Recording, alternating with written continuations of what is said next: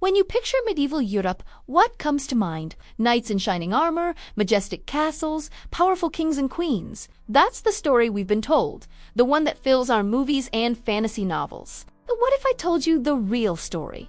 The one that truly shaped the continent? Belongs to a group of people we almost always forget. I'm talking about the peasants. They weren't just a backdrop for the epic tales of lords and ladies. They were the engine of the medieval world. They were the farmers, the builders, the innovators, and the revolutionaries. Their sweat and toil didn't just feed the population. It laid the very foundation for the Europe we know today. So today, we're pulling back the curtain on the epic sagas of knights and nobles to uncover the hidden history of the forgotten millions who were the true architects of their time. This is the story of the medieval peasants. Let's start by clearing up a common misconception. The word peasant often conjures images of dirt-poor, powerless serfs, little more than slaves. While serfdom was a harsh reality for many, the medieval countryside was far more complex. The peasant class was a diverse spectrum. At the bottom were the serfs.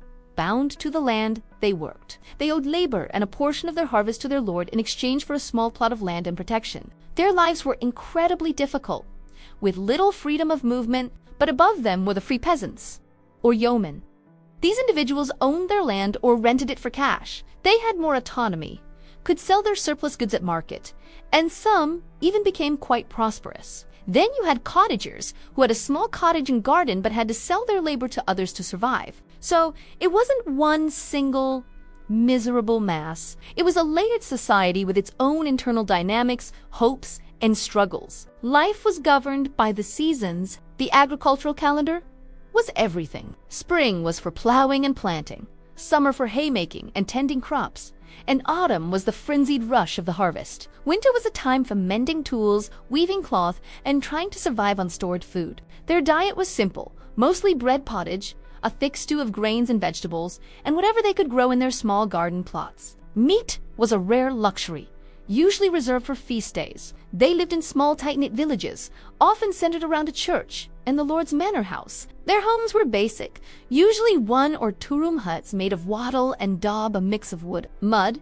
and straw, with a thatched roof and a dirt floor. A central hearth provided heat and light, but with no chimney. The single room was often filled with smoke. It was a life of relentless physical labor from sunrise to sunset. But it wasn't a life without community. Villages celebrated holidays and religious festivals together, shared resources, and relied on each other for survival. So, if their lives were so focused on farming, how did they shape Europe? Well, first, through innovation. We might not think of a peasant farmer as an inventor, but they were constantly adapting and improving their tools and techniques. The most significant of these was the heavy-wheeled plow. This wasn't a single invention by one person, but a gradual development. Unlike the light scratch plows of the Roman era, the heavy plow could turn over the dense, clay-rich soils of northern Europe. It was a game changer. It opened up vast new areas for cultivation, dramatically increasing food production. Then came the 3-field system. Instead of dividing their land in 2 and leaving 1/2 fallow each year,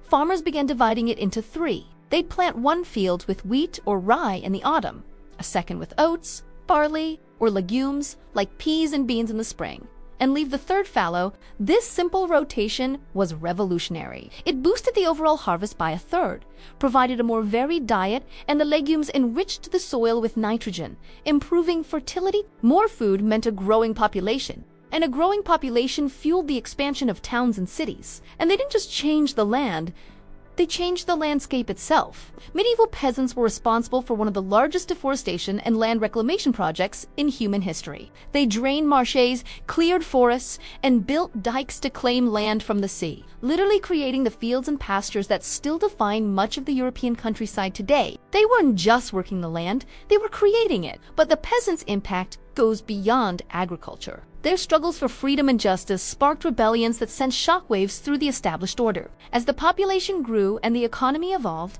the old feudal system started to fray. Peasants began to demand more rights and better conditions. Take the English Peasants' Revolt of 1381.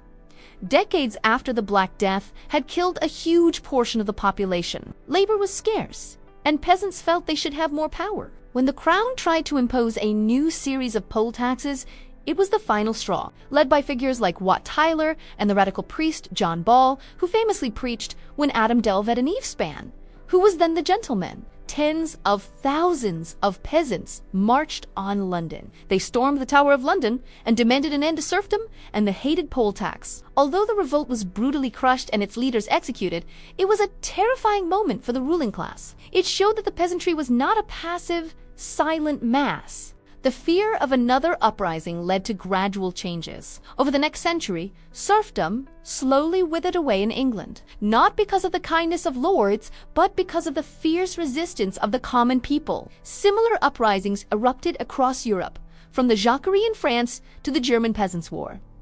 While often unsuccessful in the short term, these revolts planted the seeds of change and challenged the very idea of a divinely ordered feudal society. The story of the medieval peasant is a story of resilience, ingenuity, and a relentless drive for a better life. They were the innovators who developed new farming techniques that fed a continent. They were the pioneers who reshaped the physical environment. And they were the rebels who fought for the rights and freedoms that we often take for granted. So the next time you see a sweeping vista of European countryside with its patchwork of fields and quaint villages, remember, it wasn't created by kings or knights. It was carved out by the hands of millions of ordinary, forgotten peasants. Their legacy isn't written in grand chronicles or carved into stone monuments.